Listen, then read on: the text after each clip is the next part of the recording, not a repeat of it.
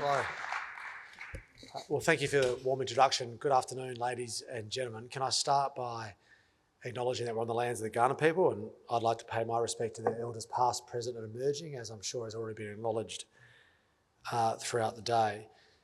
Can I just start by expressing my gratitude for everyone in this room taking the chance to participate, or at least show an interest in participating within our expression of interest process around the green iron opportunity in South Australia. I'm sure a lot has been said throughout the briefings that you received from DEM, Hydrogen Power SA. You would have heard from Minister Koutsantonis earlier today. So if there's one thing I want to impress upon you in the time that we're able to be together is this. My government is all in on this opportunity. The green iron opportunity represents a central plank of the economic platform of the government. You would be aware that we are investing in hundreds of millions of dollars into what will be one of the world's largest hydrogen production facilities in the Upper Spencer Gulf. We have a hydrogen power plant attached to the hydrogen jobs plan so that we have an immediate customer for the hydrogen in a way that will provide a firming service for the energy market, which we believe has its place. But that does not represent the central ambition that we have around hydrogen. I have said plainly in a number of forums regarding Australia's hydrogen opportunity, it is not in the immediate future that we are likely to see any version of Australia exporting hydrogen molecules, particularly in a liquefied form or really in many other forms beyond that. Even the export of green ammonia, which I think is far more economic, and we're seeing more investments in that, represents an opportunity that is likely to manifest itself more in the medium term than anything else. But the best and highest best use form of hydrogen within Australia that can represent an exportable commodity of value which can actually deliver a return to capital is undoubtedly around green iron pellets or hot briquetted iron or a form of hydrogen embedded in iron for export. Now, this is of course being talked about in a number of jurisdictions globally, even a number of jurisdictions in Australia. But there's only one that has a central advantage in the coalescence of the location of key assets and resources. The fact that South Australia is home to the highest quality magnetite resources that are economically accessible is critical. We have something that nowhere else in the country has. We have the magnetite resource. Then, of course, we have that magnetite resource in relatively close proximity to port facilities, which is in close proximity to a steelworks, which is in close proximity to a vast array of renewable resources, many of which are untapped, but many of them have already been established, which is in immediate close proximity to where we are building the hydrogen jobs plan. No one else has all of those things in the same place and the same time. So it strikes the government that it is an opportunity of such immediate and unique proportions that it demands an all-in government effort. So I cannot impress upon you enough that there is almost a whatever it takes attitude that exists around the highest levels of government within the cabinet architecture to get this moving. The catch from my perspective is that no matter what we do, no matter what interventions the state government makes, it will not realise the ambition without the interests of you, industry, people who have the skills and the capability to make it happen. You also have access to your own capital. So we need a symbiotic relationship between what the government is capable of achieving, often only government is capable of achieving, and what you can do exceedingly more efficiently than we ever can. And if we are able to do that with a degree of urgency, we will acquire a first mover advantage in South Australia around the green iron opportunity that then represents a platform for long-term economic success for your investments and our policy ambitions. So the expression of interest process, which starts today, and I'm happy to foreshadow, invites your submissions by the 1st of October, is something that we want to approach with deliberate speed. I don't want to wake up in 10 years' time and find out that someone else has been able to achieve the advantage that should be ours before the end of the decade. So whether you're a steel producer, whether you're a miner, whether you're a provider of engineering skills or even just labour, I shouldn't say just labour, that's one of the most important things, we are keen to partner with you. I think our bona fides are well known, particularly through the Hydrogen Jobs Plan, but they extend beyond that. I'm happy to I guess I could say reveal publicly that there is more work going on with the government than what is immediately known within the marketplace about the facilitation to gas. We as a state government have got a proud position, one that I do not shy away from, even when I'm out there in the community engaging with hyper-progressive lefties, that we believe that gas has an essential role to play in decarbonisation in a global context, but also domestically here at home. We are a supporter of the gas industry, notwithstanding the fact that in some respects, in comparison to other parts of the country, it remains modest. But we want to see, we want to facilitate where we can more gas coming out of the ground. But more than that, we want to make sure that industrial consumers of gas are able to get it at the most economic price that can be made available. Part of one of the variables that informs that price, of course, is gas delivery infrastructure. And as a government, we are willing to play a role.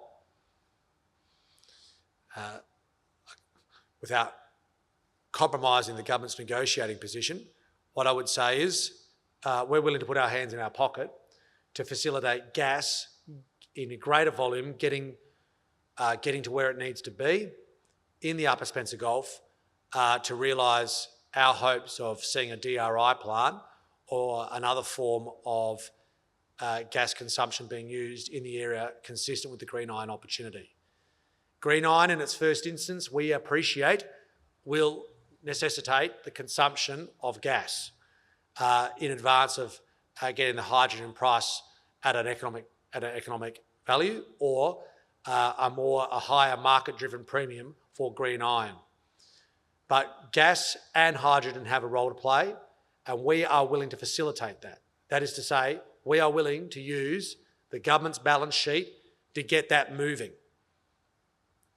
So whether it be, do not underestimate our conviction for the decarbonised element of the green iron opportunity. Do not mistake our conviction for our determination to see decarbonisation achieved with a lack of willingness to be necessarily pragmatic on gas in order to be able to achieve that objective, which I think puts us in stark contrast to other jurisdictions in the country, particularly to our east, our immediate east, immediate southeast. So we're serious about this. The other thing that you should know is I don't have a fading interest in this as Premier. I've established a very specific cabinet committee, which I chair. We've called it for the time being, it's called the Upper Spencer Gulf Cabinet Committee. We established the Cabinet Committee within weeks of forming government, which was at the same time that we established Hydrogen Power SA. The Upper Spencer Gulf Cabinet Committee scrutinises and seeks to make decisions around the Hydrogen Jobs Plan, but also all things associated with the green iron opportunity and Upper Spencer Gulf more broadly, including the Northern Water project, because copper obviously is another big opportunity that we're exploring. All of that is done through that government architecture. It's a small cabinet committee made up of myself, Minister Koutsantonis, the Treasurer and the Deputy Premier, and also the Attorney General. And we meet monthly.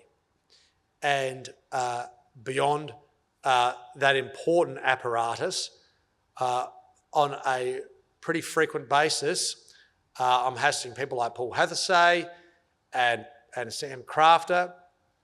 I don't envy them, to make sure that we are moving things as quickly as possible. Government generally has an extraordinary capacity to show lethargy or a capacity to slow things down. I'm using the powers invested in my office to actually try and make sure we're speeding things up as quickly as we can. So it's not a feigning interest. This is a central platform of the government's ambitions. The whole Upper Spencer Gulf program, which I call the State Prosperity Project, Northern Water, Green Iron, Hydrogen, the State Prosperity Project is up there with 3-year-old preschool and AUKUS, and what we're trying to do around housing and health is what occupies my mind more than anything else. So do not let this opportunity pass you by. You have more than an open, willing partner, more than a government saying, oh, let's work together. Like, plenty of governments use those words. You have a government that is willing to show leadership. You have a government that is willing to move legislation through the parliament, which we have done at extraordinary pace last year. You have a government that is willing to use its own balance sheet, put its hand in its pocket to do whatever it takes to unlock your investments and your opportunities. Now, I challenge you to find another jurisdiction that is as serious about this as what we are. And if you find one that is, then I promise you this, it'll be one of their priorities in the list of 30 others, right? That is not the case for us on this. So don't let this moment pass you by as much as I don't want this moment to let the state pass by. So we appreciate your engagement. The expression of interest opportunity, like I said, we're working towards the 1st of October as a timeline. I'm just going to double check my document to make sure I haven't misled you there. Because we do want to move, yes, 1st of October. We do want to move at pace. We appreciate your engagement. We are agnostic about the partners in capital that we deal with, except to say this. Tire kickers will be found out. Serious players will be embraced. So be in the latter category. Okay, I've met a few of the former category over the last couple of years. So please be a serious player rather than a tire kicker. Thank you very much for having me. I'm more than happy to get around and say good day in the time that we have available. The final thing I'd sort of make the obvious point around is this. Beyond the economic opportunity for the state, it's actually also fundamentally important. Steel production accounts for 7 to 10% of all CO2 emissions globally. There is no world where we get to net zero by 2050. There is no world where we get to Paris without decarbonising steel. This is going to happen. I had an amazing briefing with, it was Trafigura who provided with me in Singapore last year. And it was startling in its robustness and certainty in respect to the fact that the decarbonisation of metals, particularly steel, is probably going to come before we know it. There is a fair bit of investment happening in other parts of the world that have access to capital and cheap labour, but not the resources that we have. So this is going to happen simply because humanity demands of it, ourselves of it. Not too dissimilar to the copper opportunity I spoke about the other day. I mean, this is actually a chance where we actually can generate prosperity, not through damaging the planet, but actually creating prosperity through saving it, which is a pretty exclusive club to be in. So, this is as exciting as it gets as far as I'm concerned. It feels like, from the state's perspective, there's been a lot of decisions that have been made, a lot of advancements that have occurred that have almost got us to this point.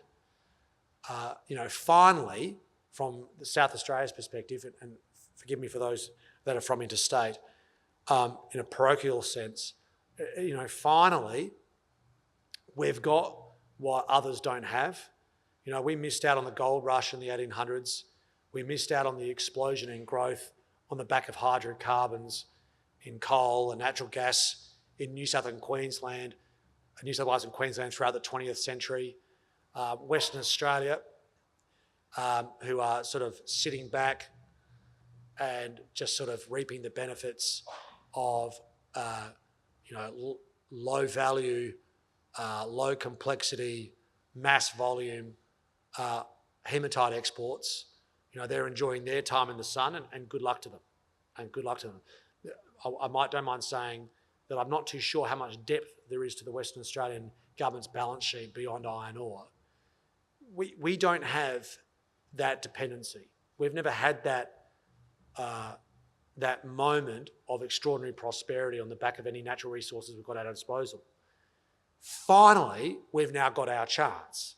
It's in magnetite, it's in copper, and it's in renewables and what those things can do together. And the best thing about it is that the economics of magnetite, the economics of hydrogen, and the economics of copper lend itself to beneficiation here before we export it. What actually means we take a step up in economic complexity and the value chain. So we're not just talking about ripping a commodity out of the ground as soon as it gets out of the ground, putting it on a ship and sending it overseas. We're talking about taking a commodity, doing a few things with it domestically, bringing the iron and the hydrogen and the natural gas together to actually make something. We're not making a car or a machine, but making a beneficiated product that we can export to the rest of the world. And that represents a step change in complexity and value. It also puts a high demand on labour that is relatively well paid. So it's ticking a lot of boxes. And that is why we're so determined to achieve it, so determined to work with you in order to be able to realise it. And to that end, we want to thank you for being here today. Thank you for expressing an interest in being part of the expression of interest. And I will be following very, very closely, along with other members of the Cabinet, the progress of the EOI and who takes the time to submit to it and be part of a pretty exciting future in the Upper Spencer Gulf and South Australia more broadly. Thank you very much.